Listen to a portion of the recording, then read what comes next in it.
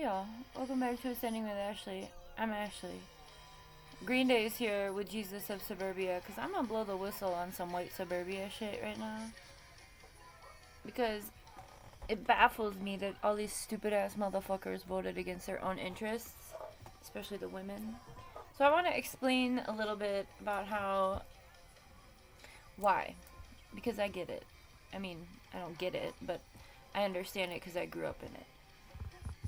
White women submit to white men. And that's about it. I have lost all of my family, mostly because of the patriarch, because no matter what I would say to a woman in my family, they would have to go back and tell their husband. Whether it was my cousin or uncle or father or grandfather or brother-in-law, whatever.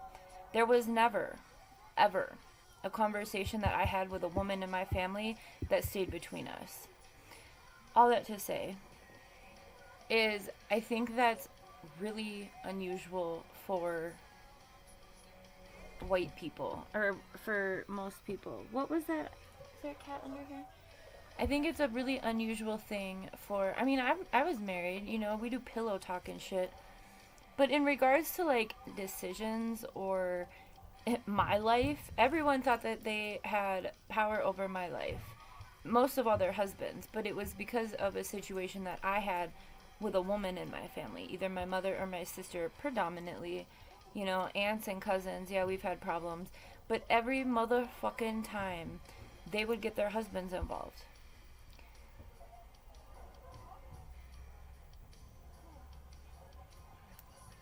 It started really irking me a couple years ago. My mother is a person who does not keep her mouth shut, no matter how much I ask her to. She would constantly share my personal information with her husband, who they're now divorced. But the thing that really irked me was my sister's husband, thinking that he had control over me. Back in 2009 when they locked me up, he was a really big part of that. And you know, the narrative that they will remember is that they helped me move all of my stuff and put it, you know, he used his muscles to put it in my storage unit and whatnot. That's the version that they would give you of that story. The version I give you is that they were all trying to mother and father me. My father died when I was 14, 15. I don't really remember. 15 maybe? I don't know. Either way, 14, 15. And, so the masculine authority, the patriarch in my life, was no longer. So I need you to understand, when these women are voting for this bullshit, they are appeasing their men. It's a really gross I don't want to call it culture. It's a really gross disease, because no matter what, they don't make decisions on their own. And if they do, if a white woman makes a decision in the white power structure nuclear family, it will always, oh, I think I locked the door. Hang on, give me 1 sec, I'll be right back. I'm coming.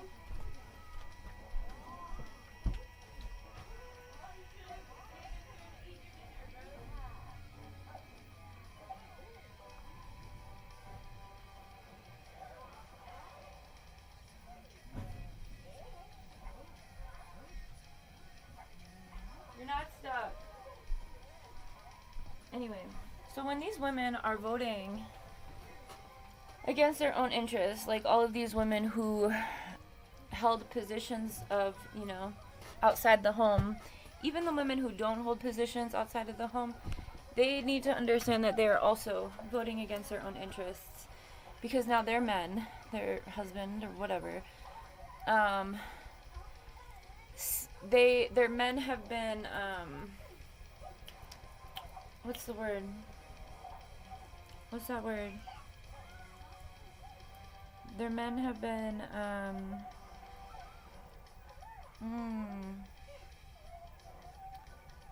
their power over women has been validated. Okay, they've been validated by their own family, women, whatever. A good example of this is when that story came out about that ballerina woman, that Mormon family. But so she gave up like her entire ballerina career because this man wanted to marry her. That's a big thing in the white community. A big thing in the white community. I don't think we should call that a community. That's a big thing in white supremacy. But that's the thing is, like, I remember, so I married a black man, and I remember he and I got into it one time, and he said something about how, I don't know, he said something about me being white, and I had to do a lot of decolonizing. I had a lot of embedded white supremacy in me. Still do, you know, it's something that we grew up in. It's something that we constantly, decolonizing is a constant process, right? I mean, I wouldn't say I'm like, you know, I don't have that much, but, you know, I still make mistakes and I'm still problematic in ways. But where was I going with this? Oh, he said something to me, and I said to him, I'm like, okay, but I grew up under that, you know, like I grew up in the white world. Like, I understand what you're talking about because I witnessed it. I was there.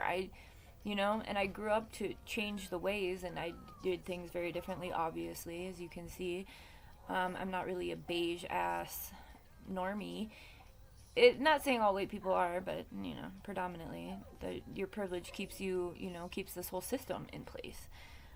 People don't stray away from that. You know, once you reach a certain age, it's time to do, you know, the whole millennial gray and beige thing.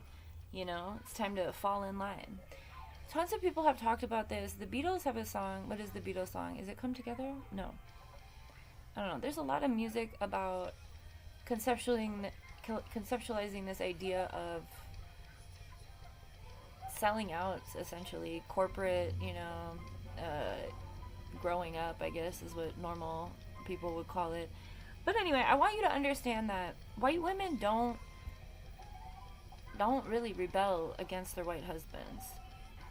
Is it because they know the harm that they're capable of? Is it because they're comfortable with their own privileges? I think another time I was driving with my cousins, and I was with Dogon. I think we were married at this point. I don't know, but I was trying to get pregnant, and they were like, "Why would you do that?" And I'm like, "What are you talking about? Like, you're married and you had kids. Like, why would you talk to me like I can't do that?" And there was a cop behind us, and my male cousin was driving, and I'd been in LA and doing street watch and, like, you know, fuck the police work. So I was like, oh, you know, I'd always had a little inkling to watch, you know, even when I was little, I used to watch police out the back window and be like, they remind me of sharks, right? Because they attack. You know, very young, I knew that instinctually. So anyway, because my parents did not raise me with that as a belief. They were the good guys, okay? But anyway, and my cousin said something, and he goes, oh, I'm not worried about it. Like, I'm a white man driving with my wife and kids, you know? And that moment was monumental for me. Because I had gone to get my master's degree and learn about all of these systemic issues, and up until that point, you know, I had already had a criminal record. I had been in the system. I had been in jail and mental institutions at that point. But I hadn't done, like, anti-policing work. And so when he said that, I was just like, wow. It solidified this identity for me of, like, how I know that I'm different because I'm going to stand up for injustice within my family. And I want you to know that white people are really boring. They are. They're really fucking boring. And they're so unoriginal. And you guys already know this. But I want you to really understand that these women who are voting against their own interests are doing so because they've submitted to their partners, full-fledged. And so because of that, they expect other women to also do so, without even any regard to themselves losing whatever privileges they have, because again, they know systemically that they have privilege because of their skin. So I just wanted to get on here and blow the whistle on this shit. It's been really bugging me. But yeah, I couldn't have any conversations with my mom while she was married to that guy.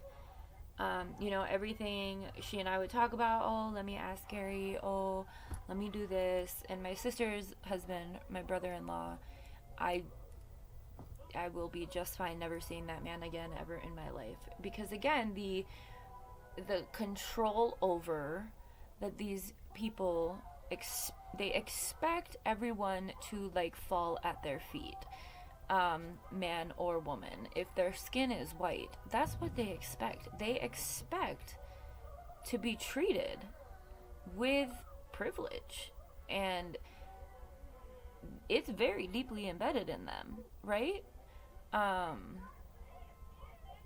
So yeah, if you're the one that's odd out in your family, but I just want you to understand, some of us were, you know, growing up in that, taking notes, calling out the hypocrisies, watching the, contradictions happen and be like, that, what are you talking about?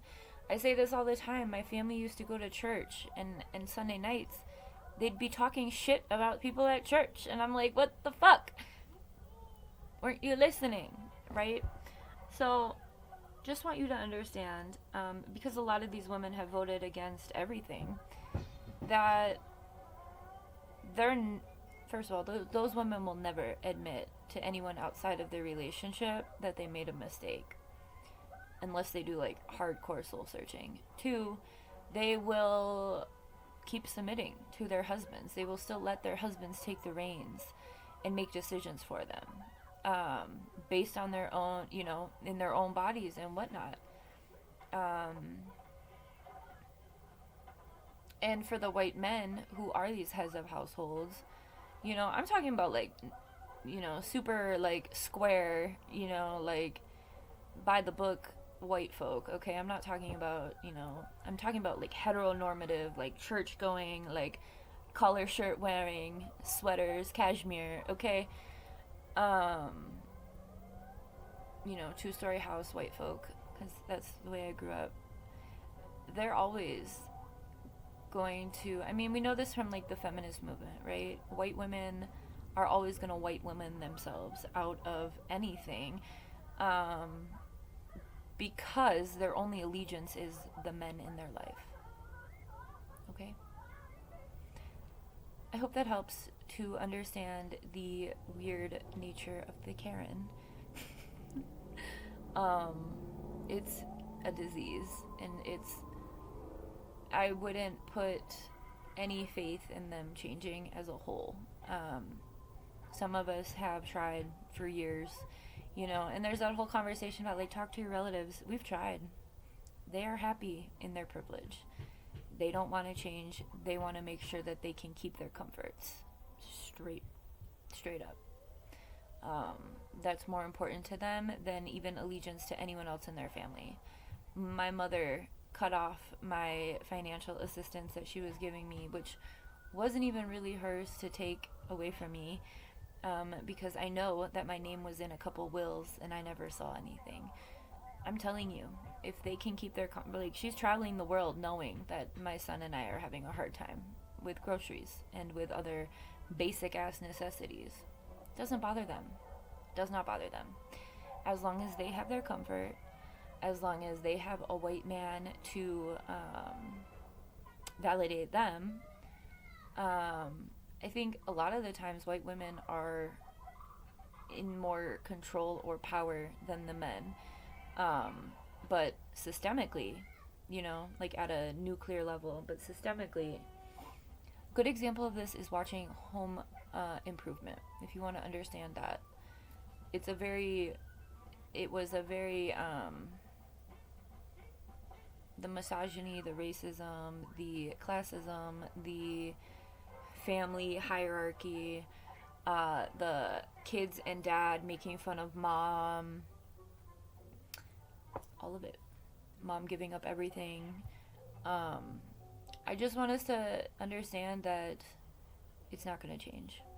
It's not going to change. These white women know, even if, because I'm seeing a lot of them get on the internet and be like, what are you talking about? This wasn't supposed to affect me, bitch. What are you talking about? You think you're obsolete, and that's the problem. It's that invincibility complex. It's that exceptionalism. And yeah, it's really gross. And they hate me because I was like, I'm not doing that. I didn't have a patriarch upbringing, which I'm 100% grateful for, and definitely um, I recognize that as what has altered my reality and my way of life. But just want you to know, because it's really going to be infuriating, especially the way all of these women are talking about the Handmaid's Tale and whatnot. Yeah, these women are raped by their husbands. I remember a conversation I had with my sister, and she like didn't want to put out, and she's like, ugh, it's just whatever, I'll get it over with. It's just normal for them. There aren't boundaries. There aren't boundaries, but there are control tactics. There are obligations. The obligations in white suburbia are unreal. Everything has an obligation. Ugh. So anyway, keep liberating yourself. If you're a white person and you resonated with this, or you know, grew up the same way, and you're decolonizing, I applaud you. It's deeply, deeply embedded in us, and it's going to take a lot of work. So keep doing that. All right. Thanks for listening.